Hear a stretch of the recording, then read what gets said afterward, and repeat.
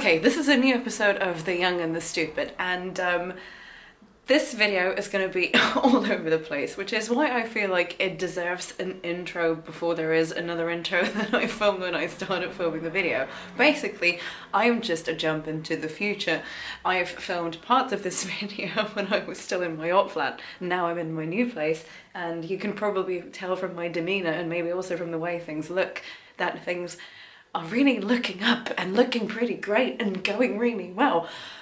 But that doesn't change the fact that this video is a fucking mess. I've had so much fun filming this that I don't necessarily want to apologise for it, but what I do want to apologise for, and I will also say that in a little bit, is that I basically haven't uploaded at all, and I'm also apologising for the poor quality in light, probably also for the way that I look in all these videos, because I just look like a train wreck because everything has been a bit of a train wreck. But yeah, lights are just an absolute disaster because in the old flats that I was in, I really couldn't figure it out.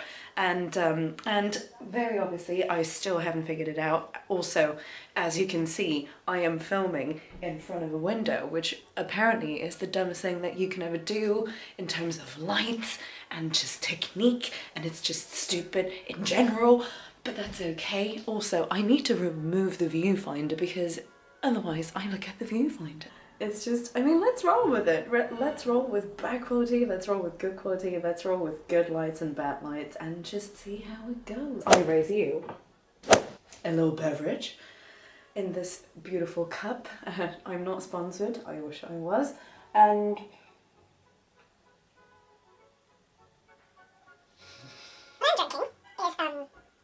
strawberry and cream, which I really wanted to be the most delicious thing on earth because despite the fact that I don't like strawberries, I do like pretty much everything strawberry related, as in I like artificial strawberry flavour. So I thought this was going to be a revelation. I'm not saying it's not, but I find it really ironic that I have a cough, and in the past couple of days I kept drinking things that taste like cough syrup without them being cough syrup, when actually what I should be drinking is cough syrup and not the other drinks. But here we go, great fancy today, now onto this, and both in the right way. Tastes a bit like cough syrup, which means that it tastes kind of fruity, kind of great, but also a bit like kiki. I'm gonna set this down now because I saw in the last videos that I really don't like the way I look when I drink. Let's continue in the video where I left off. I need and want to apologise for how long it's been that I have uploaded, and I need to say right away, I know that it looks like I just got really bad lip injections, but I really didn't. I am on my deathbed with allergies and it just messes up my whole face from blowing my nose all the time. What can I say? This is just what happens. This is the face that you have to deal with today. And I do think that the story matches the all-together appearance at this stage because I'm about to dive into one of the reasons why I haven't uploaded. Because for some reason my living situation just turned out to be like the season finale in Riverdale where the mum is like actually the daughter of the dad and she killed everybody, and then the daughter is actually the aunt who was thought to have disappeared and actually had sex with one of the students, and it just all comes crashing right down, right in little crumble. Weird. And by the way, these are not real Riverdale spoilers. But anyway, I am here to update you on my living situation. I, right off the bat, want to say, no, I am not going to actually say their name, because there is this thing called defamation of character. I don't want to get sued for it, but I will give them a code name. I'm putting out everything that you need to know to avoid any type of agency that does that. In this video, I am going to call them... In the last video of mine that you've seen, I was extremely excited to move into a room with a balcony that was like a decent rent. They gave me a little reduction on the rent and I thought that was nice, and it showed that they cared and things like that. It's so dumb. On the day that I was going to pay my full deposit, which was 1 month's rent, and 1 month's rent and 1 month's rent again, plus admin fee. When I walked into this office and booked the balcony room, I actually had to pay a £300 deposit right then and there to hold the room. Now, I didn't actually see the room in person, I only saw the room on pictures, because if you wanted to look at the room, you would still have to pay the £300 holding deposit, because only that way could they block it off the market, or rather block it off their system. By the way, this is illegal. It is even more illegal now, but it was already illegal back then. You're not supposed to do that. There was an article written on it. I had alarm bells ringing in my head. I didn't fully trust this process, but at the same time, I was quite desperate to move because I was going to go to LA and I basically didn't have anywhere to stay because I had to check out from my old room in Ealing before that. So I was pretty desperate to just get in anywhere, and I actually really prettied it up in my head and told myself that this room looked really nice. Apparently it's only going to be me and 2 other people. It's going to be fine. What could really go wrong? So many things went wrong, but so I had already paid that holding deposit, and then I just shot a quick text over to the agent who was in charge of me, so to say, and if for the sake of this video we're going to call her Miranda. So I texted Miranda and said, Miranda, is it still okay for me to pay this whole deposit? I'm literally sat on the computer right now about to issue the payment. She texts me back and says, I was just about to call you. Oh, by the way, I'll insert some screenshots here so that you can see everything. I'm absolutely, especially now, 100% convinced that she was not about to call me because, again, if you read the reviews, you can see that they have done this to people before. They don't call people. They just wait for you to show up. They wait for you to pay your money, they wait for you to show up, and then they tell you that things have gone wrong. So I walk into the office and then she says to me, okay, here's the deal. They're doing maintenance work on that flat at the moment, and basically we had to evict the top 2 floors of the building because they ran out of electricity or something and it's like a fire hazard, whatever. And here's the mistake that I made. She did apologise to me at that point and said, if you want your £300 back, it's okay, but I would recommend that what we do is you get a temporary solution, so we give you any room, and then when the other room becomes available after the maintenance work, you can just move into that room. We do relocation. And I said, okay, give me any room. So she says to me, well, we have this pretty great room that I really like in Tower Hill. She told me that we're going to be 3 people, which was complete bullshit again, and we were sharing 1 shower and 1 like little bathroom cabinet with a toilet in it. It looked like I had quite a bit of storage. There was this nice cupboard where I could probably put my books and some documents in. And again and again, I said to Miranda, can you ensure that you tell me when the balcony room becomes available? So anyway, I move into the new room in Tower Hill, which isn't Tower Hill. Turns out that we ended up being 6 people crammed into this tiny, shitty apartment that is like an L shape. It was absolutely horrid. Also, turns out that that little storage cabinet that I saw in the pictures was not there for storage. It actually was the boiler. So from here on out, this is the boiler room. It was a boiler that made noise all the time, and worst of all, it's not the of the hot water that really got me going. I actually don't care about noises like that too much. What I do hate is ticking noises. The boiler made a ticking noise all the time. Just after I moved in, I wrote to Miranda and said, Miranda, this is a no-no. This is not a permanent solution. This is definitely only ever going to be a temporary solution, because she said if you want to stay in the boiler room, if you like the boiler room, then you can stay in the boiler room. Yes. So I went to LA and I came back. There was still no news. She said that, oh yeah, I'll update you, and she didn't. And so I came back. I had a little meltdown when I was in the boiler room because I hated it so much. At least I met really great people through this. I made such great friends.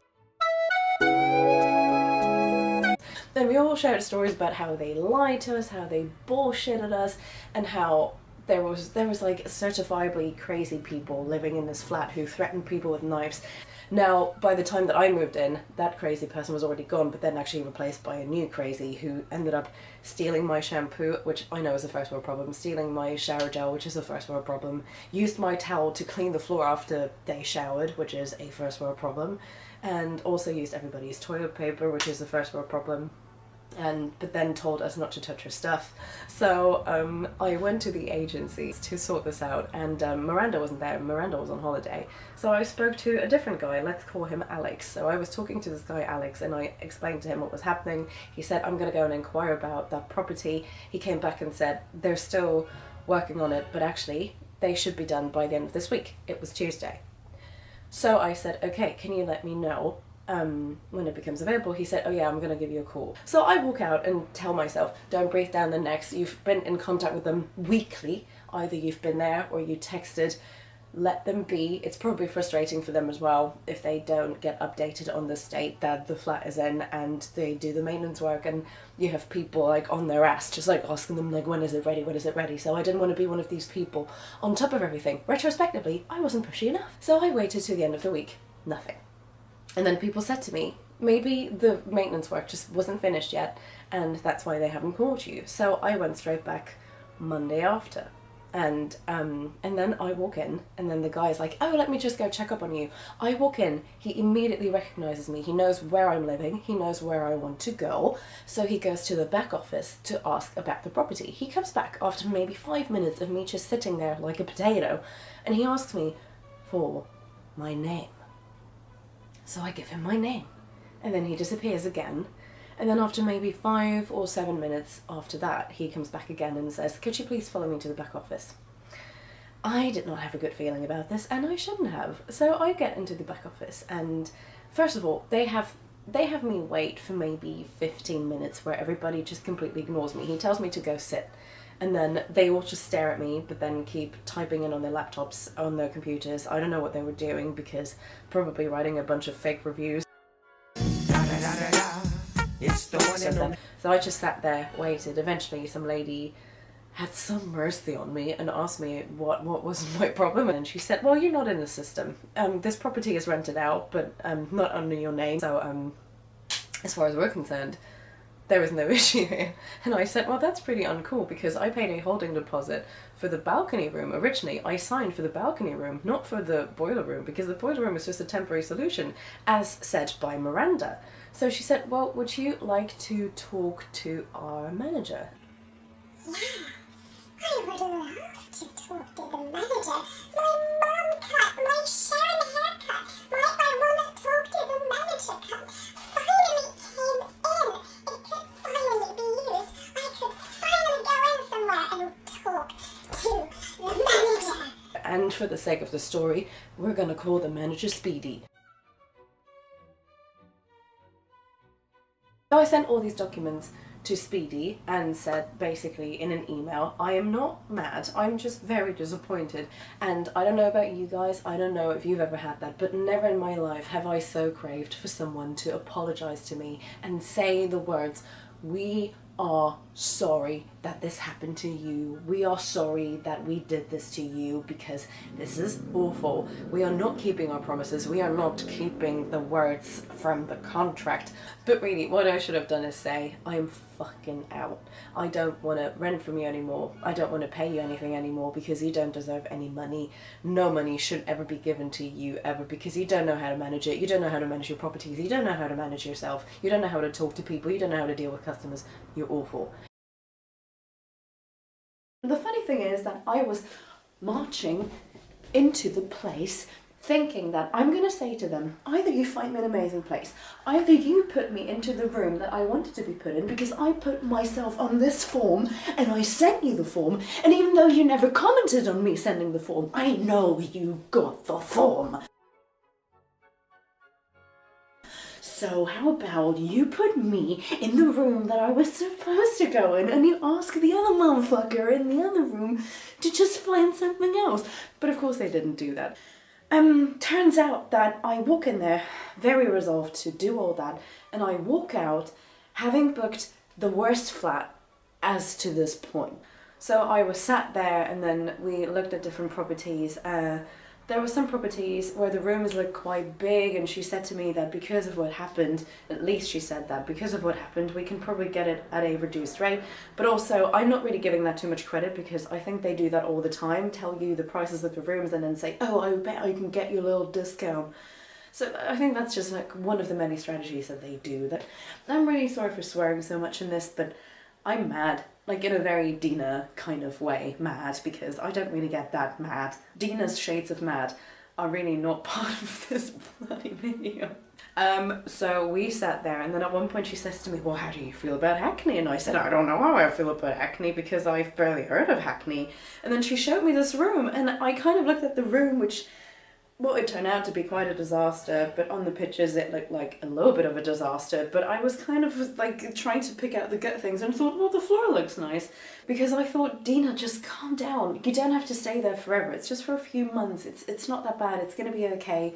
I calmed myself down. I told myself, this is going to be nice. This is going to be okay. You live across the street from a Papa John's. Isn't that a good sign? Pizza's always a good sign, right? Right? And the street looks kind of cute. Like you actually live on a street with shops on it, which I've always wanted because I like living in busy areas. So we booked that room. I organised a mover and everything went pretty smoothly up until the moment that I got to the building, where I realised that I was living above a kebab shop, which I thought again was kind of cool, but turns out to be pretty smelly because the exhaust from the kitchen was right underneath my window, so whenever I opened my windows it would smell like kebab.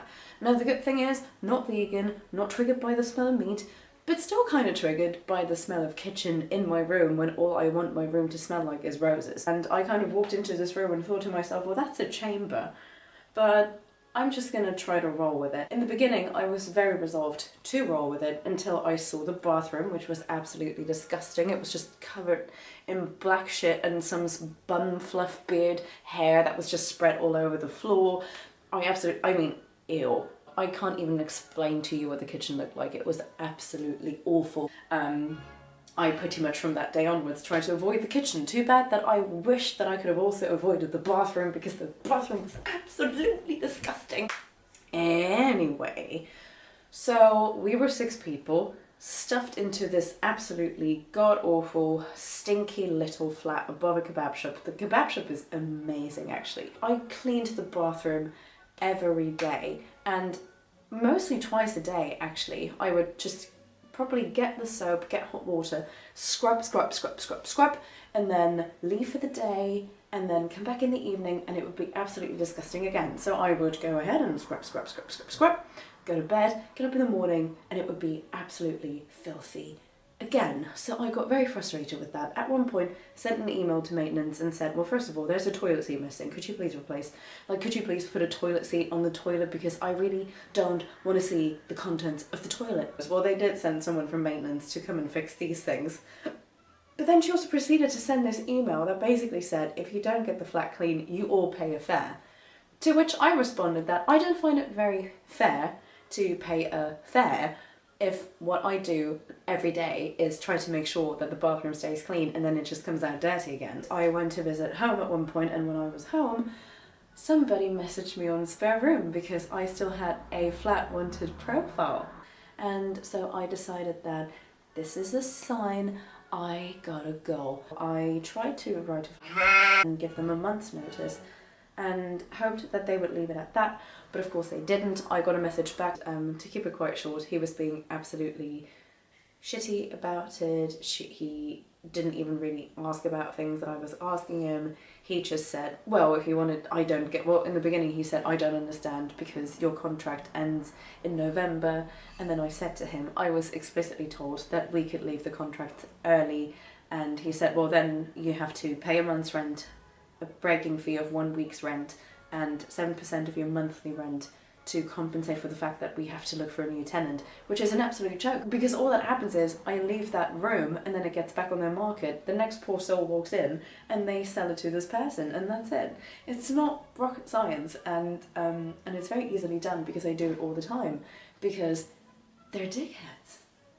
And so I then did something quite. They charge people holding deposits to view a room and then don't give it back if they don't like the property. They argue that they have to pay the holding deposit because they have to save the property so that it doesn't go away to someone else. It's happened before that somebody put down a holding deposit for a room and then went into the office on the day they were supposed to move in, which could have been me, by the way. That could have been me because I was pretty much in the same situation. And then they walk into the office and say, I'm ready to move in. And then they tell them, oh, that wasn't in the system, that you were supposed to rent this room. So we have to find you something right here on the spot. And then we're put into an extremely terrible, awful room. Had I not messaged Miranda, Miranda claimed that she was about to call me. That is absolute bullshit. That is absolutely 100% not true. She would not have called me. She would have just let me pay my deposit, and then I would have walked into the office, gone in there, and then I would have basically been left on the street or left to just find a different property. Number one, at any point, if your gut tells you that something is wrong, believe your gut. I felt it the moment I walked in. I felt it the moment that I sensed the little atmosphere in there, that something wasn't quite right, and that I didn't actually like these people, and most of all, that I didn't trust these people. Number two, do your research. And number three, trust the research. I feel very hesitant saying that, but I think, especially when it comes to things like real estate, letting agencies, and things like that, very real life applicable things, trust the reviews, especially if there are a lot of bad reviews. Research letting agencies, look up if they're okay, and maybe also how big their business is, and actually closed and then reopened, because again, they were probably sued quite many times. People wanted their money back, so they had to close and then reopen under a different name so that they wouldn't get dragged as much. But A, people found out, B, they don't hide it very well, and C, they haven't changed. They still behave the same. They're still conducted the same way, so nothing is going to change. The only way you can relaunch is if you actually deep clean yourself and your business and the way you approach things, and they just haven't done that. They're still exactly the same. They're still awful, they're still rude, they're still completely incapable of properly managing properties and properly handling tenants and helping tenants and being fair to tenants. Their contracts are absolutely awful. They're completely unbalanced. They don't protect the tenants at all. They only protect the agency. And again, a lot of illegal admin and agency fees. If you walk in and they don't really care which agent you talk to, even if you have an appointment with someone specific, if they just say, oh, you can just go talk to this person, it's a bit the same thing. And they do things like book a property without looking at the property and just showing you pictures and having you sign that you voluntarily book a room without doing a viewing, but still paying a holding deposit. Get the hell out. You have the right to view a room, because how are you going to know where you move if you only see the pictures? Because let me tell you, pictures don't tell the full story. Pictures tell a very idealised version of the story. Oh, also, Miranda was showing me a property where there has been a hole punched into one of the doors. What does that tell you? If you go to an agency and they show you a room with pictures of a door with a hole punched into it, you get the hell out. Because you know what that means, right? That means that somebody was really pissed off and they didn't even care enough to hide it. And now what I did was I just got out of there and just told them, I'm out, don't contact me, leave me alone. I know you're not paying deposits back, so you can keep my deposit. You know how sometimes you feel like you can't get out of something, so you're in denial and you pretty talk it and tell yourself that there has to be a reason, there has to be an explanation. I wanted for there to be an explanation, but the explanation is simple. They're fuckers. On that beautiful note, I wish you a lovely time, and I can only repeat, I'm really sorry for the comically awful quality to this video. Subscribe to my channel.